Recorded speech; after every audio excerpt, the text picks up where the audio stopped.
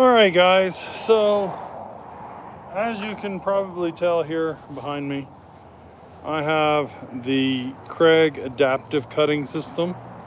Just showed up. Kind of annoyed at Acme Tools for a couple of things.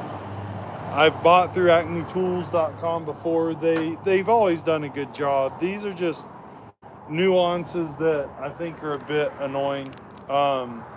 So thought I'd come to you guys while I'm frustrated, talk about it a little bit, hopefully get some of my frustration out and then move on.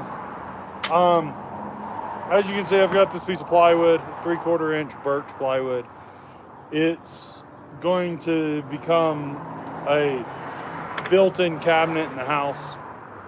And I have been waiting on this system right here, which is the Kreg Adaptive Cutting System, aka the Kreg Track Saw, okay, to come in so that I could get this done a little bit easier. I have my table saw clearly with a straight edge or rough cut and then finish edging on the table saw. You can cut all this plywood up, make it happen, do whatever you need to do. It's not impossible, right? However, I thought it would be easier with a track saw, and it probably would be. And to be fair, this piece of plywood is small enough that most of it I can break down with a track saw and one track and I'll be good. However, what's annoying to me is, first off, Acme Tools sold the saw and the track, one piece of track, as a kit. That's fine. It was a better deal. Happy with that. But then they ship the saw, the track, and I bought an extra track, all on separate days. They all showed up on separate days. So they didn't even ship it all together. So I had pieces sitting on my front porch for a very expensive system, 3 days in a row, that just seems, I kind of wish they would have just waited and shipped it all on the third day, to be honest with you. Would have been less stress on me, would have been a little bit better. But beyond that, nowhere in the information when you're looking at the Kreg Adaptive Cutting System does it tell you if the extra pieces of track that you buy come with connectors or not. It shows that you can buy connectors separately, right? But it doesn't show if anything comes with connectors. I wish that was very specifically expressed, because I didn't expect connectors to come with the first piece of track that came with the saw. To me, most of the track saw systems come and they come with one piece of track with them and no connectors. That's pretty common. But if you're gonna buy a second track to elongate the track, it should come with connectors. Even if that second piece of track, that extra piece of track, costs extra money, more money than one piece of track normally would have. If that, hope that makes some sense, because like they're selling the tracks for $99 a piece, but now I find out the connectors for the Adaptive Cutting System track are $45 essentially a piece, or for the set of connectors. So if I bought the saw and the track as a kit, right, then I didn't expect connectors. But if I buy an extra piece of track for that system, I expect connectors to come with it. So don't charge me $99, charge me $150. It just doesn't make much sense to me. I would really like to see that changed. And the other thing is that in the listings, even on Kreg's website, it wasn't very clear, and I still haven't found if it even says it, so I'm still trying to look through that a little bit. Maybe you guys know if you've looked into this. I didn't see anywhere where it said you needed to buy the connectors separately. It didn't even recommend the connectors to me on Kreg's website or on Acme Tools where I bought the system. It showed the saw and track combo, and then it had the plus another track, which means, you know, recommended or other people have bought together, but it didn't show the connectors for me. And that's kind of frustrating, because what good is a second track if I can't connect it? So now I've got to wait, and I've got to spend another, I mean, nobody likes to spend more money than you have to, right? Like, I'm not looking forward to spending an extra 50 bucks, but I would have, for the amount of money I invested in this system, I totally would have spent the extra $50 in the moment. What is frustrating to me is that I've been waiting to do this project until this system came in, and now I have to wait to be able to use the complete system until the tracks or the connectors that I buy come in. So that's super annoying to me. Kreg could do better. Acme Tools could do better. I don't know. That is super annoying to me. I'm not gonna lie. So Acme Tools, what are you guys doing? I don't know. Whatever. So I do have the Kreg Adaptive Cutting System, which is AKA Kreg's Track Saw. Just got that in. These are the end caps that go on here so that it doesn't cut your, doesn't catch your, what's it called? Dust collection hoses on the end of the track or fray your cord, right? That's the idea of these. So I have those. I have, because I bought 2 tracks, I have 2 of those. Here's the saw.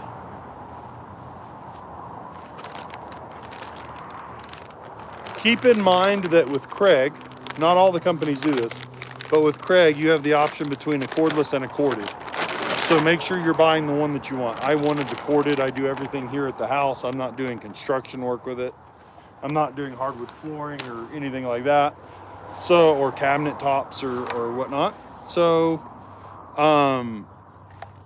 here are, here's the track saw, and I did get the corded, but make sure you pay attention to that if you're wanting to get a Kreg Track Saw. Some of the other brands, you don't have an option. It's you're either going to get their brand and it's corded, it's cordless or not. And then there are, of course, some out there that are corded that don't offer a cordless option, but Kreg does offer those too. And so read the description carefully before you decide which one you're going to buy. I have to get this all set up. So there's that. Recently I posted some videos and stuff. This is actually a case that I'm building, a bookcase that's going to slip into the wall in the house. So it's going to be a built-in. That's why I want all this stuff. It just makes breaking down plywood and stuff easier and ripping long rips better. Way more manageable, and you can get them really straight with this system instead of trying to fight with 8-foot sheets of plywood. And some of the stuff I'm looking at building in the near future are actually going to be probably 10-foot sheets, and that's even harder, right? So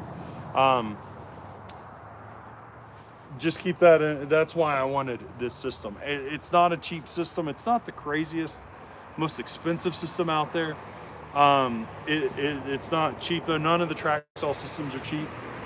From what I've seen, it seems to be a good system. I'll let you guys know a little bit more about that as time goes on. Recently I did put up a video of me milling some wood of different thicknesses, different kinds. I am working on a number of projects. Some of these are for the house, so I'm building furniture and whatnot. Some of these are for sale, which I'm going to try to start sending out stuff. I'm not really doing, I'm not trying to make myself sound better or bigger than I am. I don't have any call right now for spec work, and I don't have any commissioned work. So everything I'm making is with what I have in mind. Hey guys, I see a bunch of you saying hello. Appreciate that. Nice to have you guys. Jade, nice to see you. Thanks for stopping by. And so like the slab that I made recently, the ash slab that I just put up on my shorts, that's for a, I guess technically it's a bench, and it is a bench, but it's more of an architectural accent. So that's for like really big houses is the intent. Multi-million-dollar, really, really big houses. And I'm going to try to get that out to some people that might be interested in commissioning that off for sale or using it in some of their designs. So I'll be talking to some architects, some interior designers, things like that. I've got some more slab work. The ash slab is beautiful, but it took on a life of its own. I was trying to figure out what to do about the feet of it, the base. A lot of that kind of work, when I'm working with those big slabs for sculptures or whatever, I tried to figure out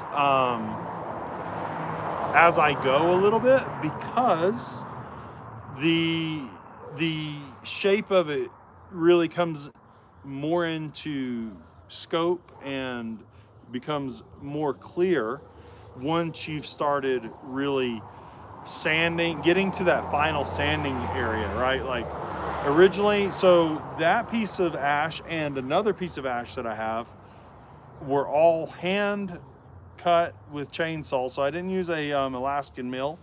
I actually milled those by hand vertically with a chainsaw and just out in a yard somewhere. These are pieces of wood that came from what's it called, from jobs I did as a tree service owner back when I had my tree service company, and they are green ash. Thank you, Jade. Thanks for the subscription. Those pieces of wood have seasoned for a few years now. I think about 3 years, if I'm not 2-3 years, something like that. They were like 8 inches in thickness when I started with that first one that I milled. It's still green. I mean, I've talked to some companies about drying those for me. Essentially, they tell me that they just won't do it. Takes up too much space in their kiln for too long. Having a piece of wood that thick with the dimensional lumber they typically kiln dry becomes a bit of a challenge for keeping humidity and temperature accurate, evidently. Something like that. I'm not a kiln specialist. I don't know. That's just what I've been told by multiple people. So they aren't willing to do that, and they said that for something that thick, that dense, especially with that ash being pretty dense, it would take so long to dry that economically it probably would not be worth it for me in the end. So I asked them, what do a lot of other people do? And they basically said that 2 things occur. Well, let me rephrase that. 3 things typically occur, right? 1, you work it green and you try to keep it a certain mass size so that it doesn't move too much as it dries, which is what I did. 2, you kiln dry it as if it's a smaller piece of wood, and that becomes a situation where it case hardens essentially. And then 3, the other is people buy like 2-inch slabs of wood that have been kiln dried, and then they laminate them together and make something that's the thickness that they hope for, if that makes any sense. Which, all of those are options. I wanted it to be coherent, so I chose to make it out of one solid slab that still is going to, I mean, when I did my moisture reading on it, it's at 23%. And whoever gets it will be informed that it will potentially move with time, right? It's an organic structure, has moisture in it. There's no viable way, from what most people are telling me, in a common sense. I'm not saying there aren't ways, just typically in what most lumber yards and whatever have, or mills have, there's not a real effective way to dry that kind of wood all the way through before I work on it. So that is what that is. But as I was working on the legs of that, the design took a totally different path than I had expected.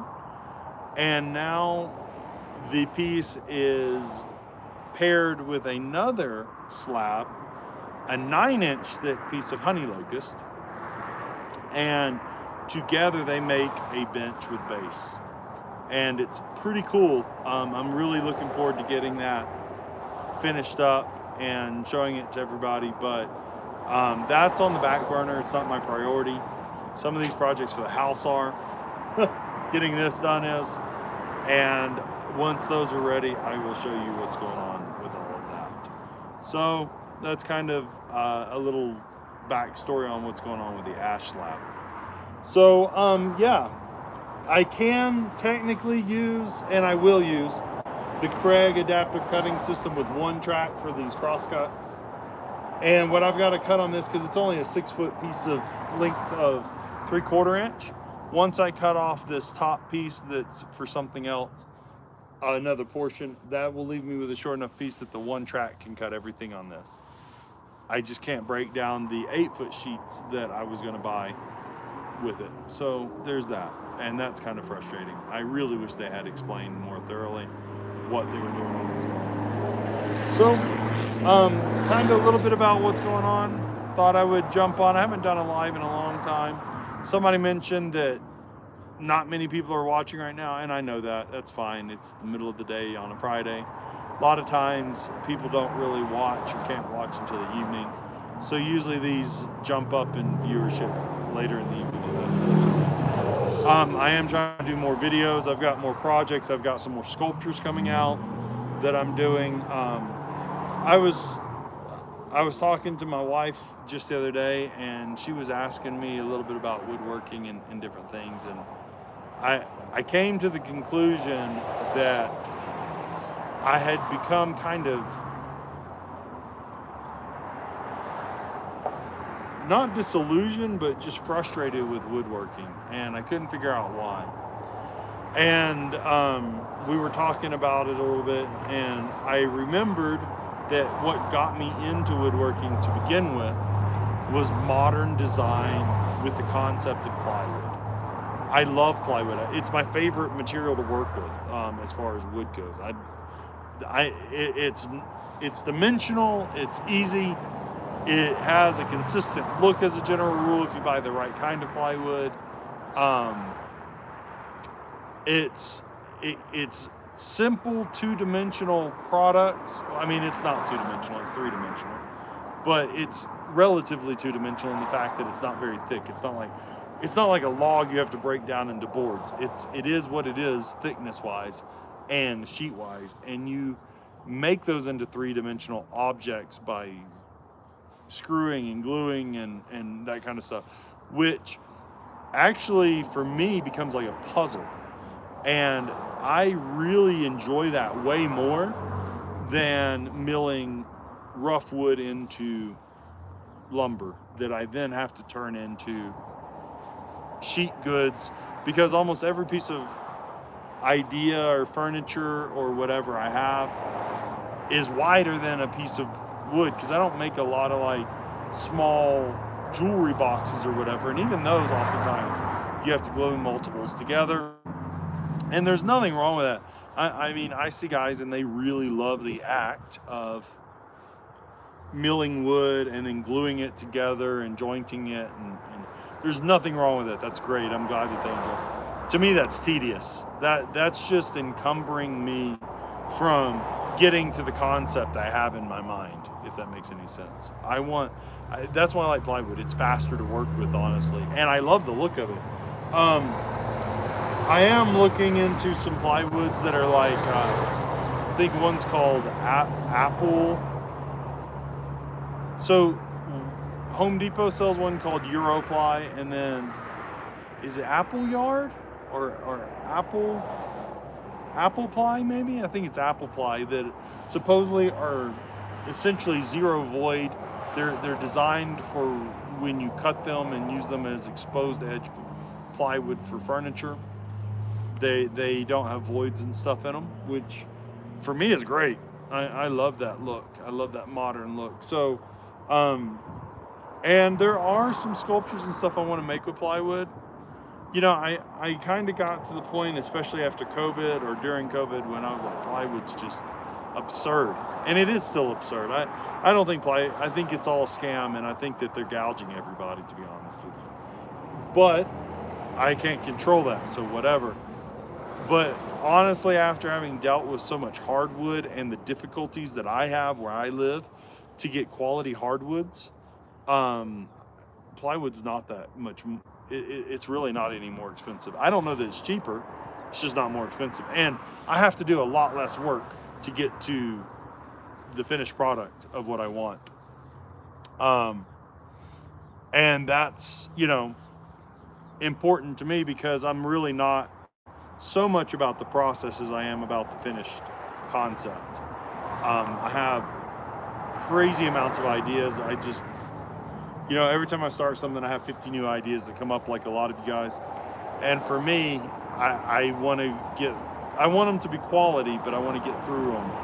And I want to make as many of those as I literally can or reasonably can. And so I have a lot of hardwood. I have some walnut in here. I have some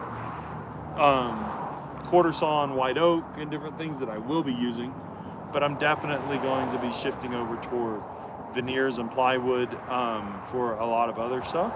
In fact, I'm probably going to take some plywood, glue it all together, laminate big bowls of plywood.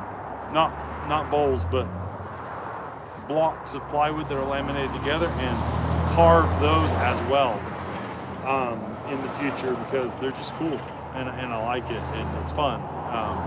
So keep an eye out for some of the other projects that I'll be working with. That'll get me back into some pocket, you know, screw joinery and stuff that I haven't done in a while. Couple things that I have recently found out. I never did like many dados when I was working with plywood before because I was just starting in the woodworking world when I was using plywood the most frequent.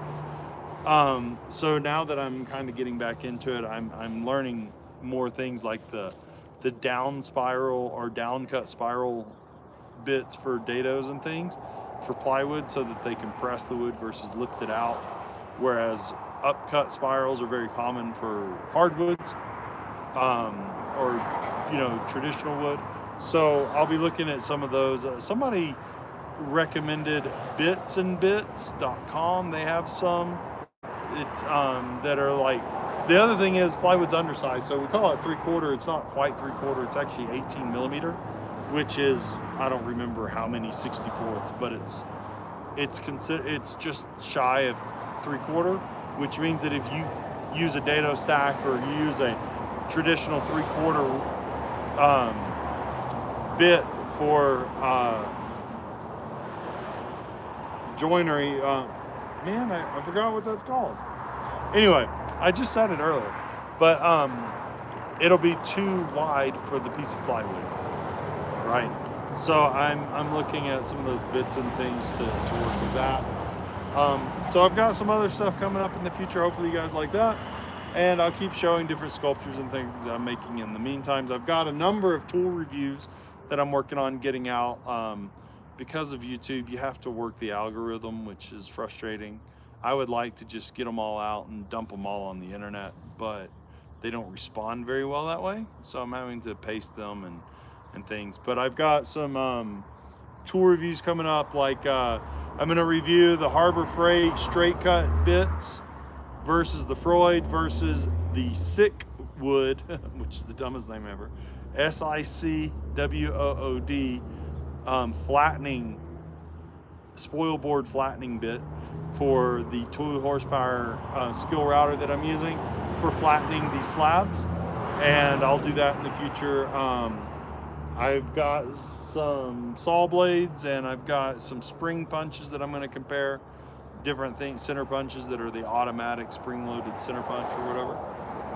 And I've got other stuff as well that I don't even remember what I've got. So if you guys are into that stuff, hang out. Don't forget to subscribe if you haven't subscribed. I'd appreciate it. Check out my descriptions of most of my videos. Almost all my videos have Amazon affiliate links. If you buy through those, I get a small percentage of what you buy, possibly, not always. Depends on what's going on with that product, or if, you know, when you click my link and different things. But if you do and I get a commission out of that, or a small percentage of that, I really appreciate it. So it really helps me keep the channel going and buy the tools I need to do this and whatnot. And I appreciate all you guys for just watching. Thank you so much. Hope you guys are finding something entertaining or beneficial, and I will see you guys in the next one. So take care and be safe out there doing your woodwork.